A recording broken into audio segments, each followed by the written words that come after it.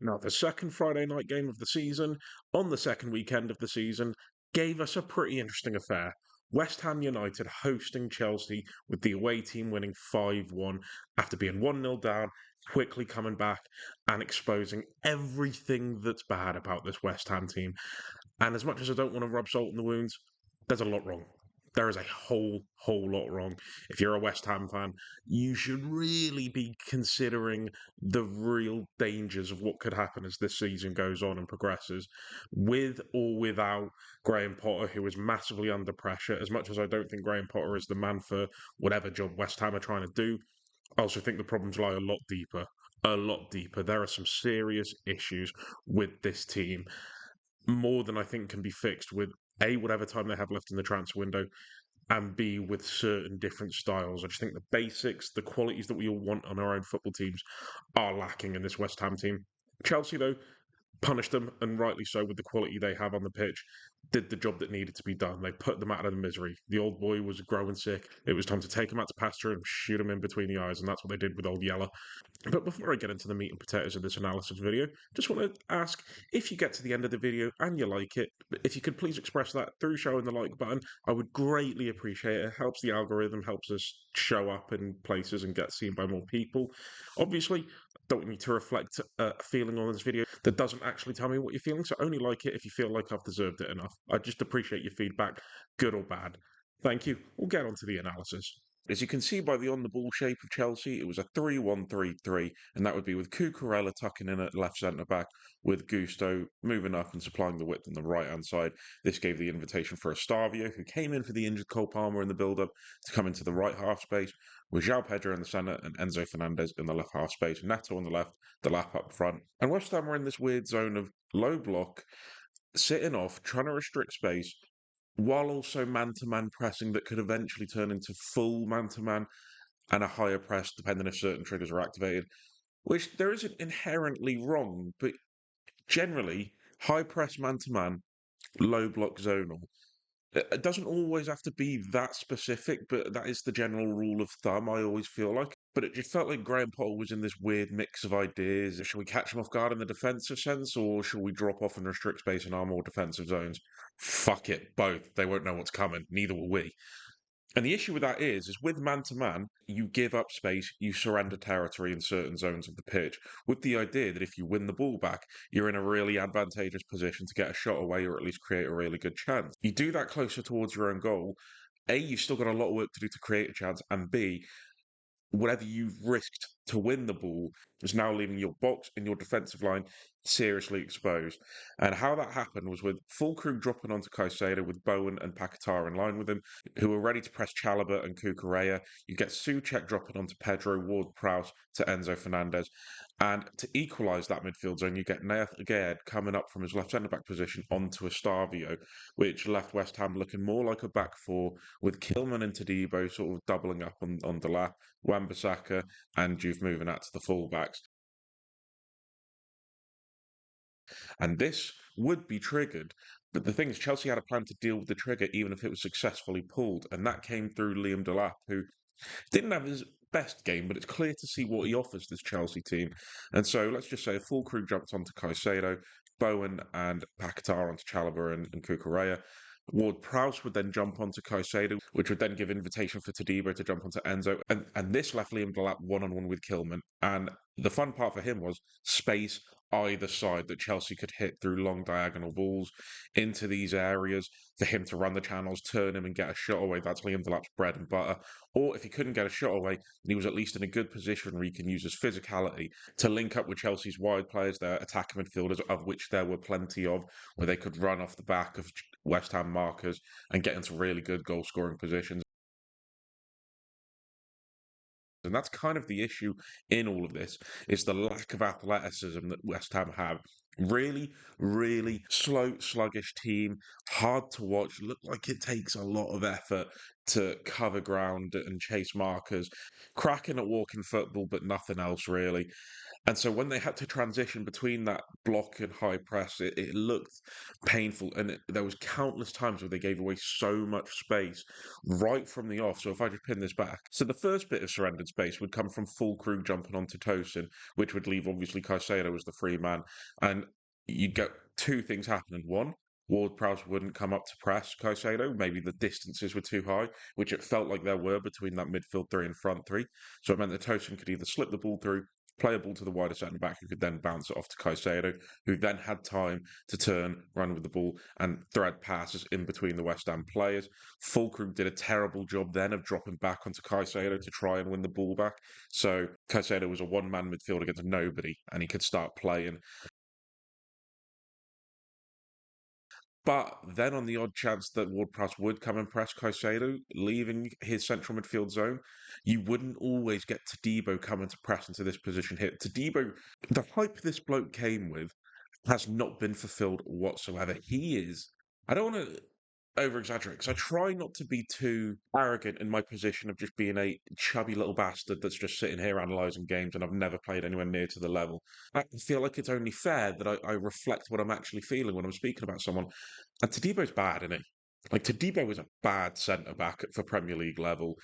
And so many times he needed to come and engage and back up the press and get onto Enzo Fernandez, and he just didn't. He'd stay in his line. And there was a few times when Nayef again was caught in his own defensive line. And the moment those three dropped off, Ward Prowse was caught out. Souček was in a heaping hole of trouble here against those three attacking midfielders. It meant that Chelsea could play through. And the moment that these players received the ball in these sort of wider 10 positions, West Ham were done. They'd have to sink back into their own box. They couldn't come and engage in this position because the time it would take them to close their man down with the lack of mobility and pace they have, then he could slip a ball through.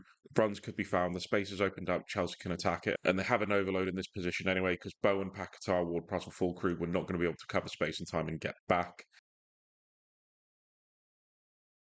Also, that did present a tactical issue for Potter. As much as there's a fitness issue, as much as there's an athletic issue for West Ham, when you defend with a back five, it's so important you get your wider midfielders, I think, back into the midfield zone. Defending with a midfield two always leads to trouble because it's just so easy for an opposition team to stick an extra man in there and overload those two players. And then you get Ward Prowse engaging, and the distances between the forward line and the defence line are so high, you're surrendering space. Typically, when a team defends with a back five, you get the wider midfielder jumping, and then it makes it easier for Todibo or the wider centre back to jump to this guy here if Bowen goes to jump. He would only do it reactionary, but their starting position was always up here alongside full crew. And so there was always this space that Chelsea could look to exploit, get technical and dangerous plays in this position. And so is it more a tactical issue? Is it more a personnel issue? It's a horrible, horrible mix of the two. A really bad mix of the two.